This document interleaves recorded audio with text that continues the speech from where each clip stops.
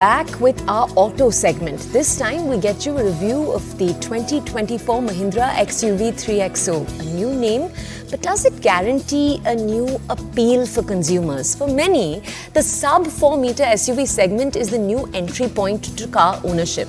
So for Mahindra, a firm that does deal exclusively with utility vehicles, to be the fifth largest player in this segment is something that can be bettered.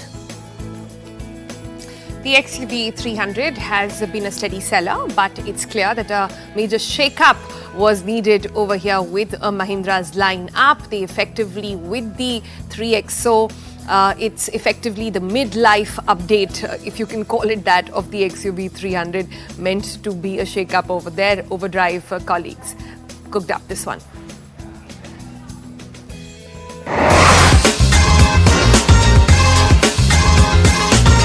Mahindra says it's at the fifth spot in the sub-4-metre SUV segment. So what does it do to fix it? Throw everything that it can at the XUV 300 to make it the XUV 3XO. Let's see what it's like. Heavy styling flourishes seem to be the new norm in this segment, and Mahindra seems to have fully embraced this if the XUV 3XO's new face is anything to go by. It's the new XUV family look which lends this already wide SUV a wider, flatter stance from the front. The oversized LED lighting with the big C-shaped LED motifs draw a good deal of attention. The split grille with the heavy gloss black follows this theme, as does the new bonnet. This is also meant to improve visibility. As with many other SUVs in the segment, it's a theme that will divide opinion. In profile, not much has changed. You now have 17-inch wheels, a segment first, which makes for a fuller look. The reworked wheel arches, roof rails and C-pillar panels help, as does the heavy doors of gloss black, but that abrupt look of the XUV 300 still hasn't been fully tackled. The rear is again a notable change with the sharper angles to the new boot lid and the more prominent spoiler. The now quite common full-width lighting makes an appearance, which makes for a cleaner look than before. Keeping with the sharper theme, you have a new bumper design here to round things off. Now, one of the drawbacks of the XUV 300 was its slightly compromised boot space, and Mahindra has tried to address that with the 3XO. So what you now get is 295 litres of boot space, which is competitive. It's not the best, but it's competitive in the segment. And as you can see, it's a fairly, again, there's a high lip, so you do have to lift your bag up high, and a heavy bag will take some effort. But it's a deep floor, so a weekend's worth of luggage for a family of four should be an easy fit. And of course, you have some practicality like this 60-40 split. That should help matters, and Mahindra says that if you load it up right to the top, you get 364 litres. And some nice practical additions have been made with these hooks on either side. They're pretty sturdy, so they too should be helpful. Now, as you can see, there have been some changes made to the interiors of the XUV 3XO as well, coming from the 300. And if you've seen the new XUV 400 EV, they'll be quite familiar. So yeah, you have that slightly more modern design. It's still not the most contemporary in this segment by any stretch, but it's a step forward in the right direction. So you have this gloss black here, this new central tunnel with the more horizontal vents, this new screen and so on, this simpler arrangement here. But where there truly has been a step up is in terms of the materials and finishes. Now, this is most notable at the top, where you have these soft materials here, and even here, and the stitching especially is really quite nice. It's been done really well in the way it sort of wraps around you.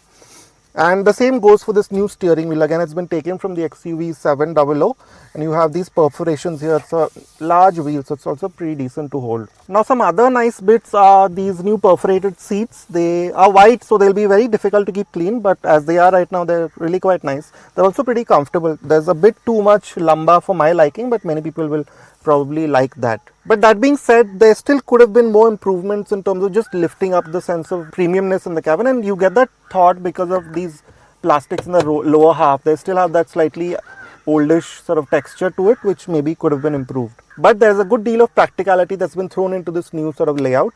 To start with, you see this new dual zone, all the climate controls and so on, all the media controls, they're all hard buttons. You have a hard knob for the volume, for the AC controls, and big tactile buttons. Now, these slim buttons, which we never liked right from the start of the XUV 300, that's still carried over. Maybe they could have changed that. But other than that, they are pretty easy to use on the move. And the same goes for these buttons on the steering wheels and these stalks.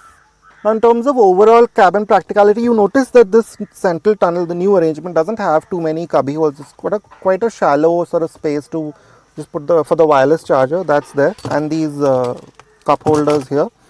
And you have fairly shallow sort of central console. But what you do get is some really large door pockets. Another significant update is the new infotainment system, again similar to the XUV 700 and XUV 400. You now have a 10.25-inch touchscreen that is fairly slick to use and logically laid out, even if it may not be the best in the segment. We also would have liked a brighter theme. The 10.25-inch driver's display is clear and offers up a good deal of information logically.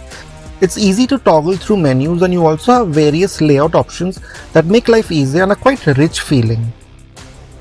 Now Mahindra has really gone to town with the features that the XUV 3XO offers, and there really are some really big talking points. One of the biggest of these is this Harman Kardon audio system. Now it's really quite advanced. Now some other quite useful features are obviously the dual zone air conditioning, the auto headlamps and wipers, and of course this new segment first panoramic sunroof. That being said, there are still some quite glaring feature misses, we think. For example, you don't get ventilated seats, you don't get a telescopic adjustment for the steering, which some people might find somewhat annoying, and you also don't get a PM 2.5 air filter.